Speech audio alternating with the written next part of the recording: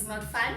Well, I, Makwela is here to show you that maths is just a fun challenge. It is as easy as y equals to mx plus c. And for those of you who didn't know, it is as easy as a straight line. So right now, it is the time for you to grab a paper, a pen, and a calculator and come learn maths with me. Hey y'all, welcome back to another Learn Maths with me on a hashtag Maths Tuesday.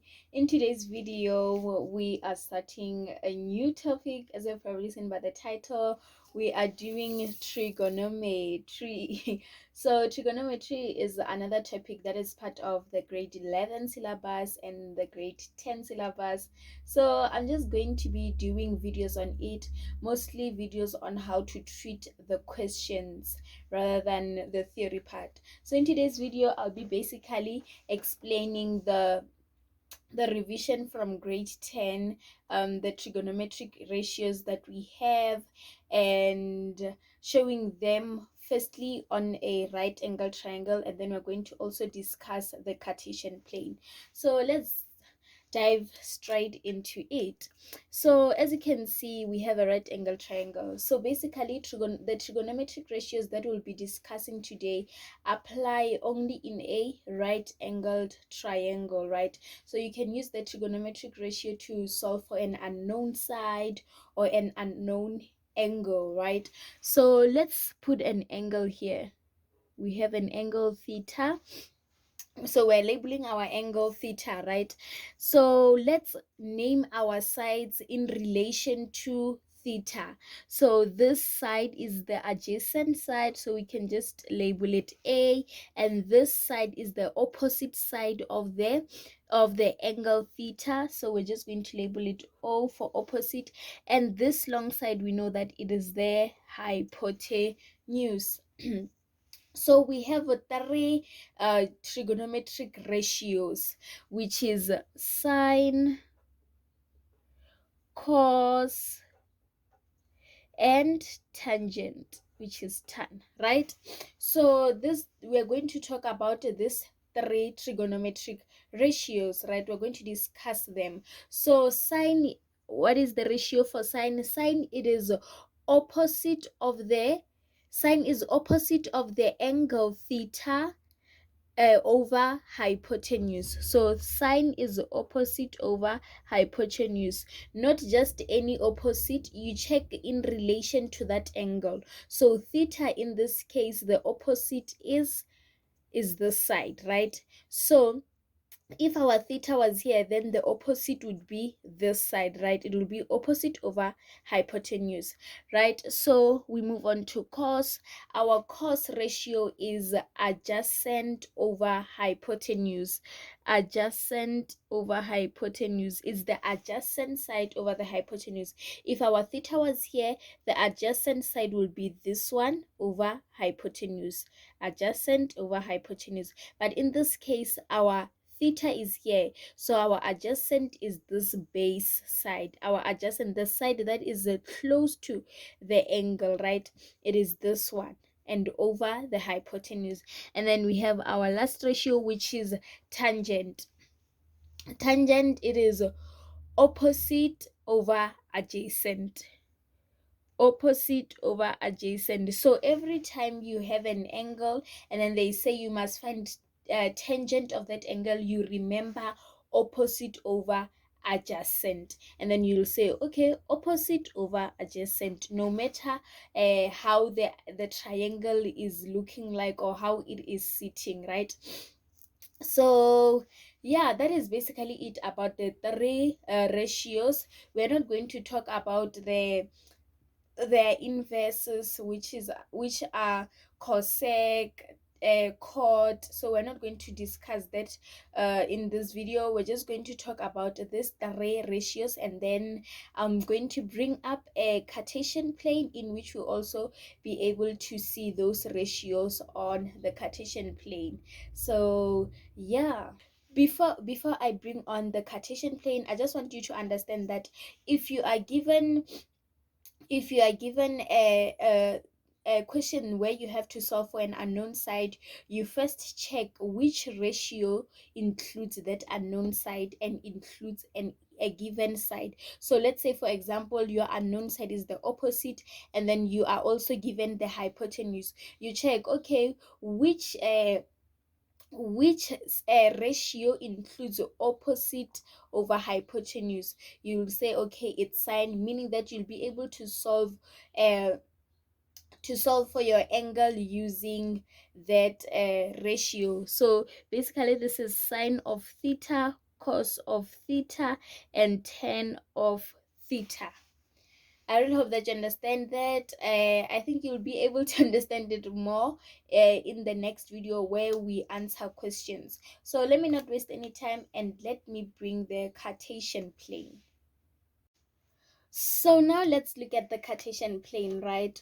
So I'm just going to keep this diagram on the side so that it can just help us as we discuss the Cartesian plane.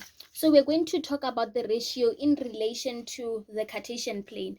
So when you look at the Cartesian plane, you have this arm. This arm is called our radius. So I drew this at the corner to show you how we say it's a radius. So when you see the Cartesian plane, there is a 360 revolution here, and then the line from center to the circumference of the circle is called a radius. Hence we have this line radius, right?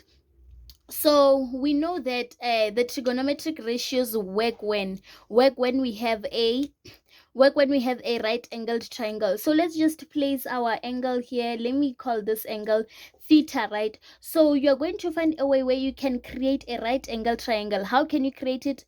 By drawing a line this side. So you can see that right now you have a right angle triangle in which now you can solve for dimensions. You can solve for this length.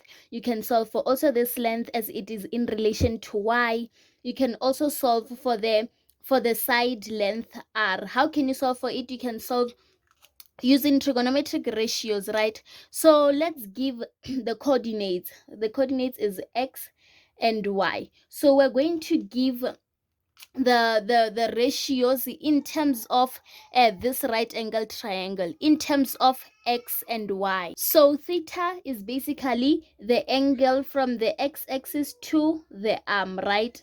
So this is the reference angle that we're going to use to solve theta. So in this case, theta is the same as the reference angle, right? The reference angle is the angle that we use inside the right angled triangle. So in this case, right, x and y stands for the lengths of this sides, right? So what we're going to do is we're going to write the ratios of theta in terms of x, y, and r, right? So here we were writing in terms of opposite, adjacent, and hypotenuse. So we're going to first start with the first quadrant,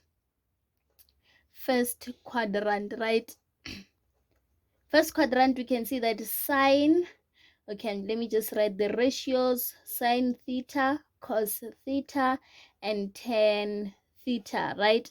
So we can see that in the first quadrant, sine theta is opposite over hypotenuse, as we can see here. So in this case, it will be y over r, the length y over r. So what you must know is that in this Cartesian plane, the r is always positive.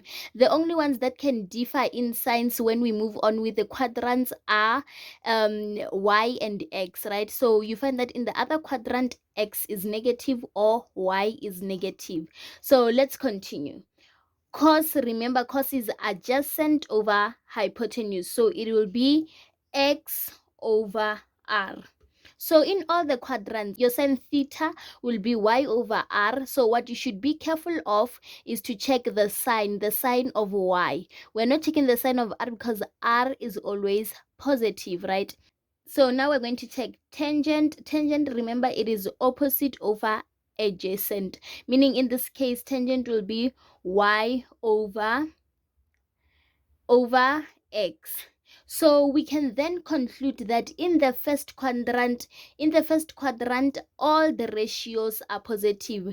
The side of an angle, the cos of an angle, and the tangent of an angle are all positive. So in the first quadrant, all. So I'm just going to write all to indicate that all ratios are positive. So now we're going to move on to the second quadrant. I'm just going to use the same Cartesian plane. So I'm going to draw an arm in the second quadrant, right?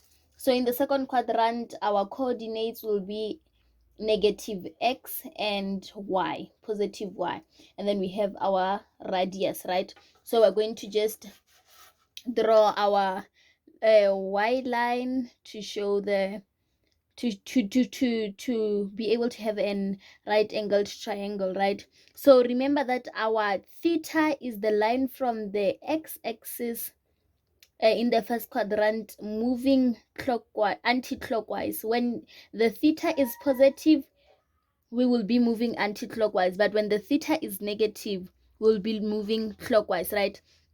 So we're going to represent this theta in terms of the reference angle. Remember, the reference angle is the one that we use inside the right angle triangle. So we can just call it beta, right? So we're going to talk about the ratios in the second quadrant, right?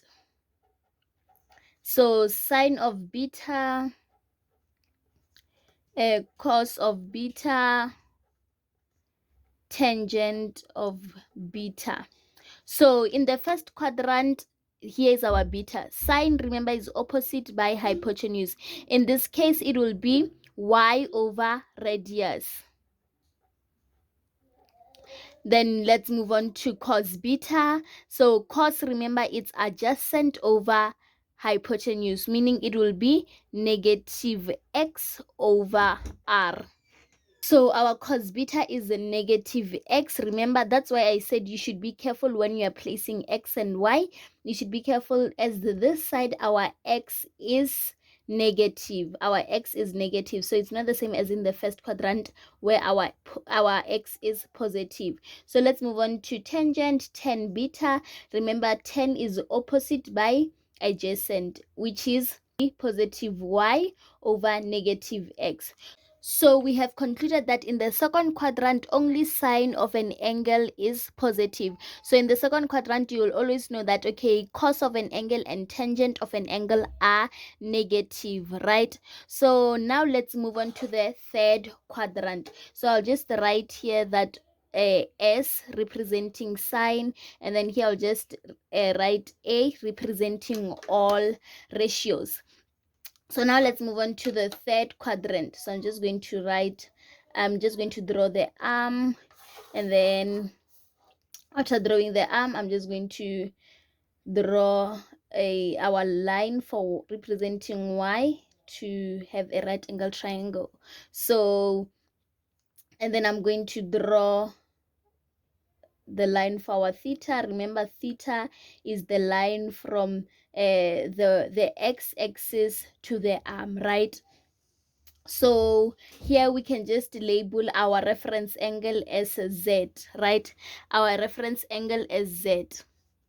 So let's continue. So we're in the third quadrant. So in the third quadrant, remember, we are representing this angle theta in terms of the reference angle inside the what? The triangle, right? So we're going to write sine of Z equals to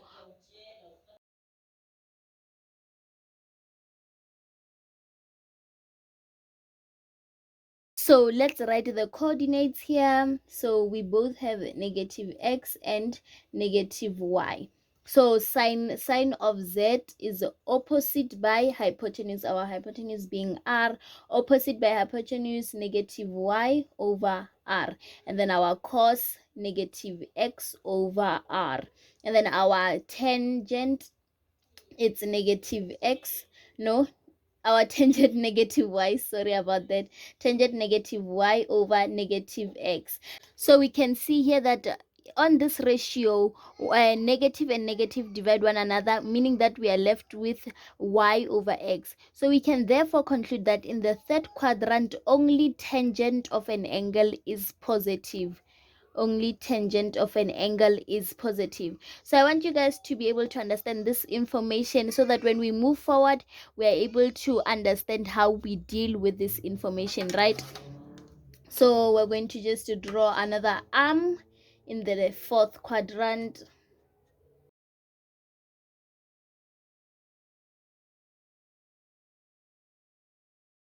So in this case, we're going to write our